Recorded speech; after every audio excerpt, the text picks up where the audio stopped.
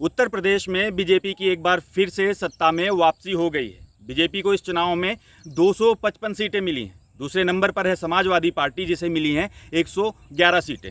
UP में 37 साल बाद कोई सरकार दोबारा चुनकर आई है, लेकिन बीजेपी की राह आसान नहीं थी। यूपी में कुछ ऐसे इलाके थे जो पिछले कुछ वक्त में विवादों, प्रदर्शनों और अन्य वजहों से लगातार चर्चा में रहे थे।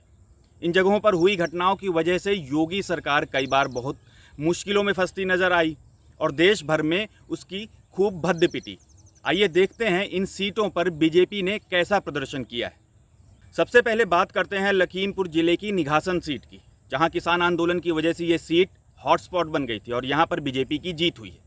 केंद्रीय मंत्री अजय मिश्र टेनी के बेटे आशीष मिश्र पर कृषि कानूनों का विरोध कर रहे किसानों पर गाड़ी चढ़ाने का आरोप लगा था, जिसके बाद उन्हें जेल भी जाना पड़ा था। ये घटना निघासन विधानसभा क्षेत्र की ही थी, लेकिन इस विधानसभा क्षेत्र में बीजेपी ने बेहद जबरदस्त प्रदर्शन किया है। ऐसा लगता है कि इस मुद्दे से यहाँ बीजेपी को कोई चुनावी नुकसान नहीं हुआ है।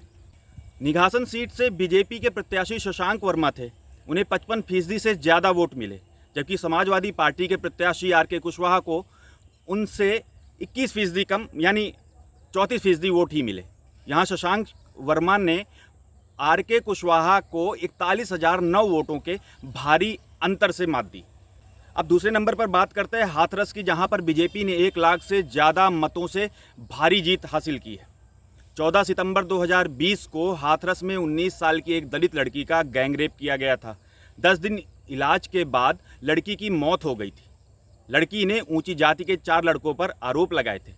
पीड़िता की मां के मुताबिक पुलिस ने शुरुआती 10 दिन तो कोई कार्रवाई नहीं की।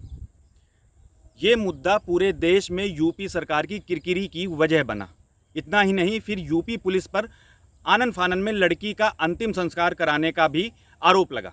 लेकिन इस सीट पर बीजेपी प्रदेश में सबसे बड़ी जीतों में से एक दर्ज करने में कामयाब रही। यहाँ से बीजेपी की प्रत्याशी अंजला सिंह माहौर 1 लाख से ज़्यादा वोटों से जीती हैं। यहाँ दूसरे नंबर पर रहे बीएसपी के प्रत्याशी संजीव कुमार। अब बात करते हैं उन्नाव की, जहाँ तत्कालीन बीजेपी विधायक सेंगर को जेल जाना पड़ा था।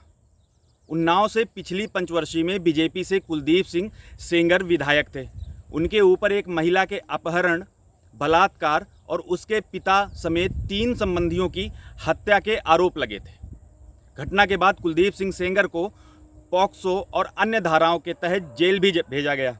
लेकिन उन्नाव सीट पर भी बीजेपी प्रत्याशी पंकज कुमार गुप्ता 31,000 से ज़्यादा वोट मिले। उन्होंने समाजवादी पार्टी के अभिनव कुमार को पीछे कर जीत दर्ज की। बता दें, यहाँ से कांग्रेस ने उन्नाव रेप पीड़िता की मां को टिकट दिया था। अब बात करते हैं कासगंज की। इस जगह को लेकर योगी सरकार पर सांप्रदायिक हिंसा का धब्बा भी लगा था। बीजेपी सरकार दावा करती रही है कि उनके राज में प्रदेश में कानून व्यवस्था अच्छी रही है और दंगों के दंश से मुक्ति मिली है। लेकिन कासगंज में 2018 में एबीवीपी द्वारा तिरंगा यात्रा निकालने के दौरान सांप्रदायिक हिंसा हुई, जिसमें 2 समुदाय एक दूसरे के सामने आ गए। हिंसा के दौरान चंदन गुप्ता नाम के एक शख्स की मौत भी हो गई। कासगंज को वरिष्ठ नेता राम नाईक ने यूपी सरकार पर धब्बा बताया था, लेकिन कासगंज हिंसा का असर बीजेपी के राजनीतिक समीकरण पर दिखाई नहीं दिया। यहाँ से बीजेपी के देवेंद्र सिंह ने समाजवादी पार्टी के मनपाल सिंह पर 46,265 मतों के भारी अंतर से जीत दर्ज की है। बीजेपी ने दादरी विधानसभा में 1,38,218 मतों से बम्पर जीत दर्ज की है।